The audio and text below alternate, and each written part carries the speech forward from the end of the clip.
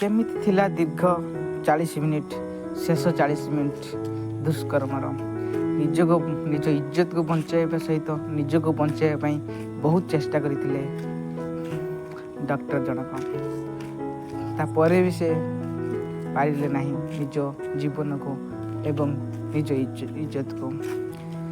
दीर्घ 36 घंटा ड्यूटी पर कहीं भी थकी जाइथिबो। मेडिकल कॉलेज रे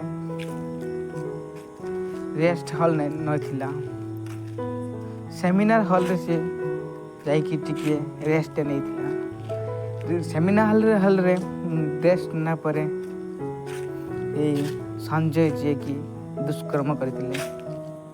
आपण माने जानिथिबे लेडी जनक जे डॉक्टर टी दीर्घ 36 घंटा परिश्रम पर कोई भी थकी जाइथिला कौन पर परिश्रम करथिला आगो को जने बड़ डॉक्टर टे हबो भल डॉक्टर टे हबो सेवा करिवो बट सीए आज केमिति परिस्थिति गति करुची। सेमिनार हॉल जी सुनसान कहीं भी नहाती सेठारे दुष्कर्म होउची। केमिति परिस्थिति देखंतु ट्रेनी डाक्तर जनक डाक्तरखाना रेस्ट रूम नथिबार से सेमिनार हॉल रे जाई सुईथिले।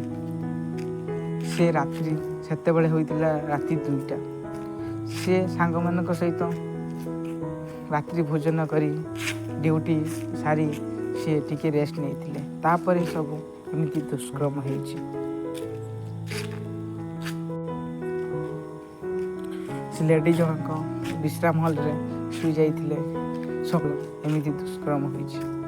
से लेडी जनक लेडी डॉक्टर जनक जिते शुई जाइथिले सेते बेले संजय एभली दुष्कर्म करिछि।